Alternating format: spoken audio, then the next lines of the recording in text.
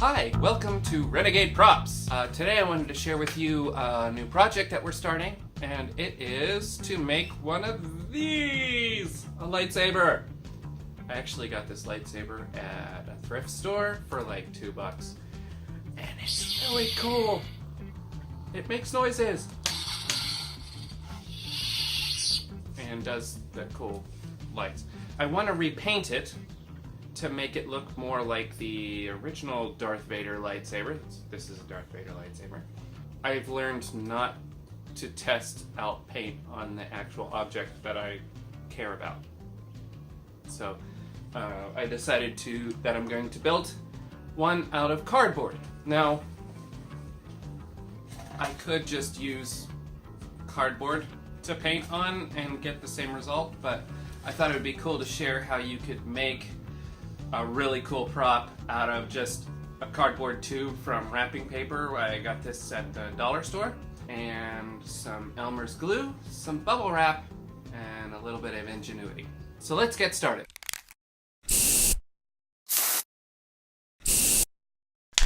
Action!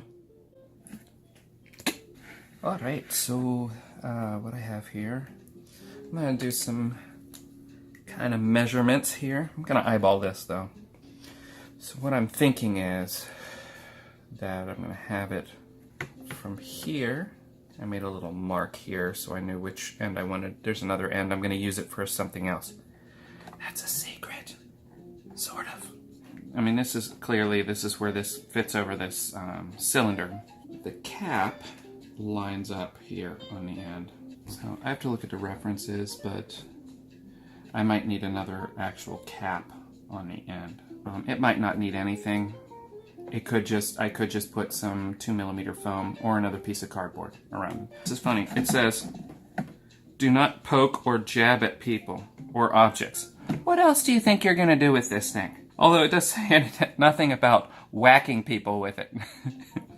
So this tube is really long. This this bit is kind of thin, but it's all right. We're gonna reinforce it and everything, so it's not gonna be bad. But I mean, come on, you can go to the dollar store and get these. Take all the wrapping paper off and use them to make stuff. There's a lot of stuff in the Star Wars world that's tubular. Tubular, dudes! I'm a dork.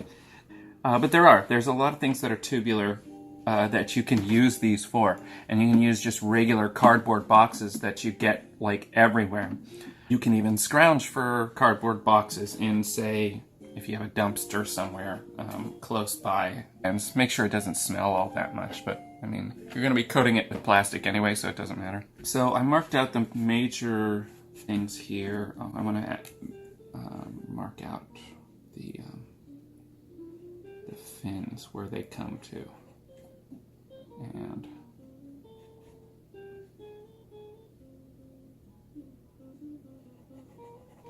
this is the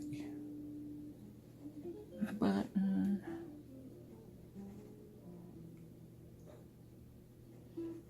Again, I'm eyeballing all of this. It doesn't have to be exact. So there's the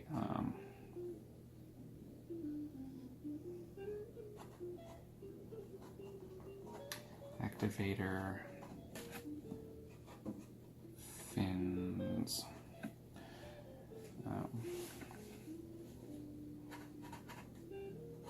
To here.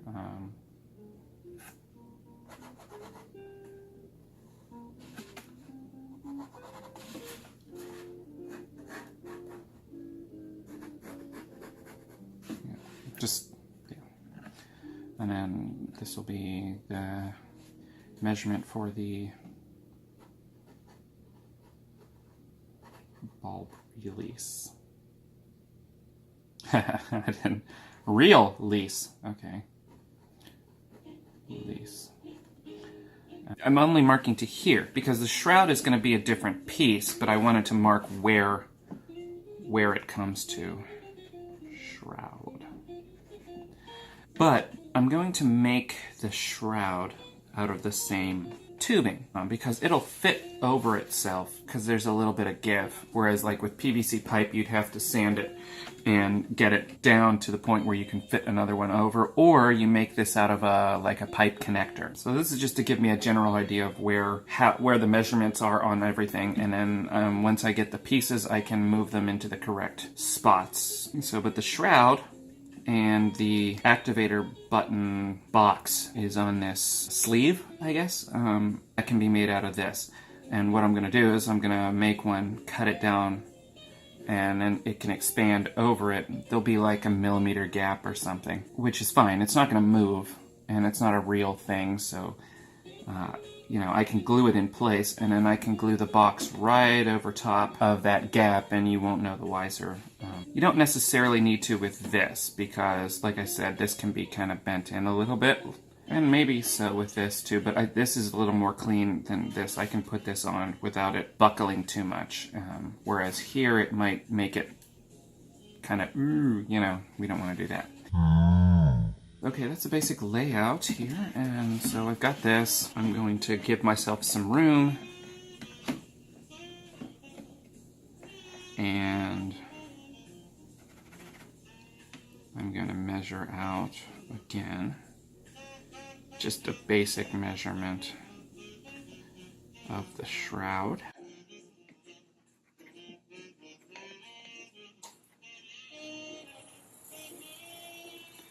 One thing, always mark everything. It's a very good idea to mark everything just so you know where everything is or can be. And I'm also going to mark here.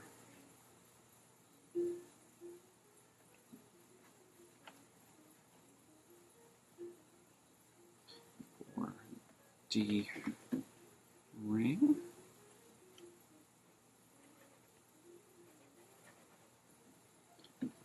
Shroud.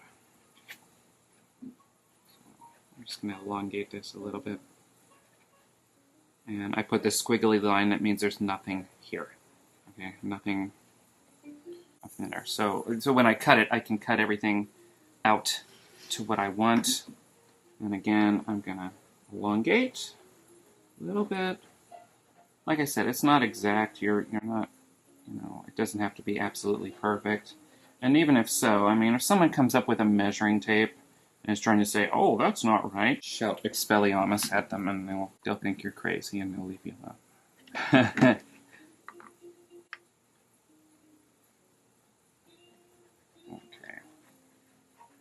There's that. Okay, so that's...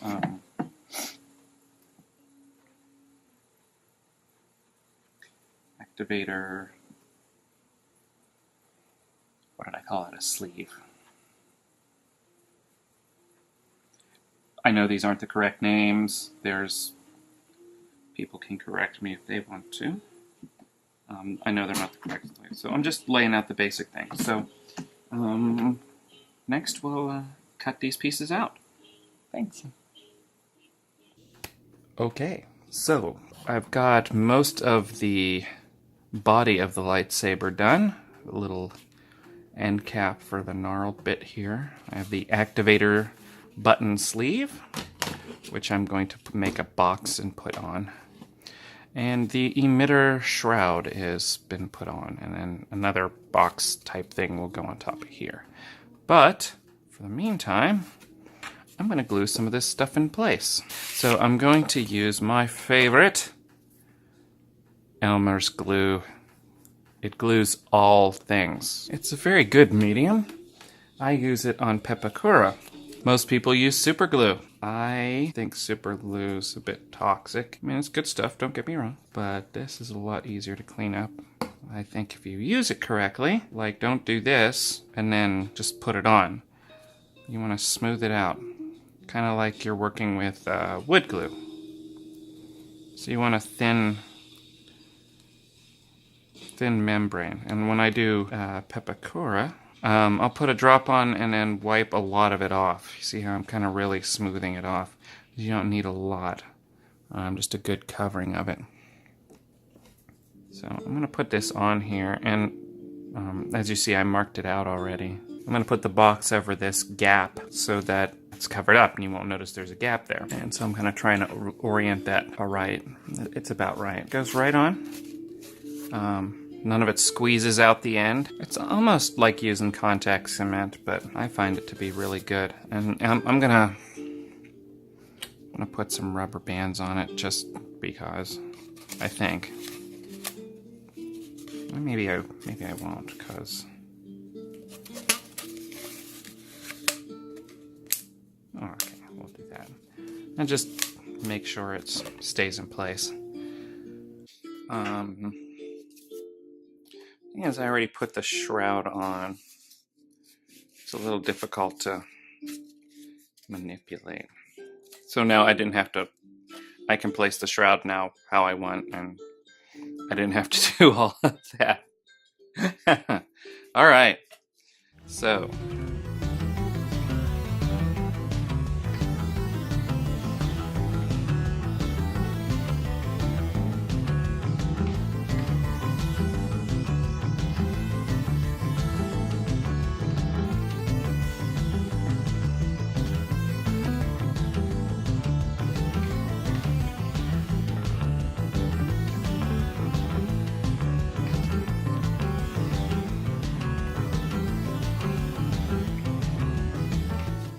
Okay, so as you can see here, blades come to about there.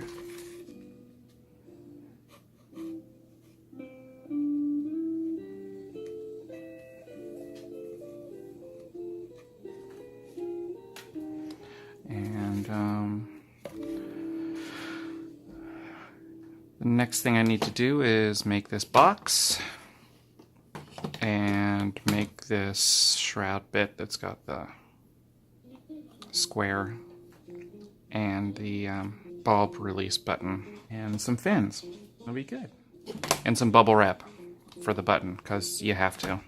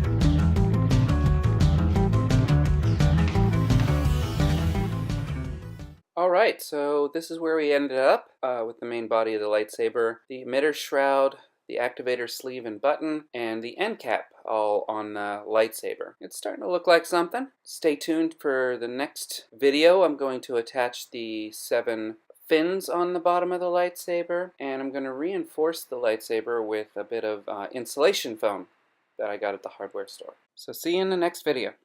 Thanks for watching. We're Renegade Props. I'm Jeremy. I'm Stephanie. You're going to see a lot more coming from us in the next few weeks, so please stay tuned. If you like what you saw, please hit the like button. Go ahead and give us a subscribe and ring the bell so you get the notifications. You can also follow Renegade Props on Facebook and on Instagram. We'll see you next time. Thanks.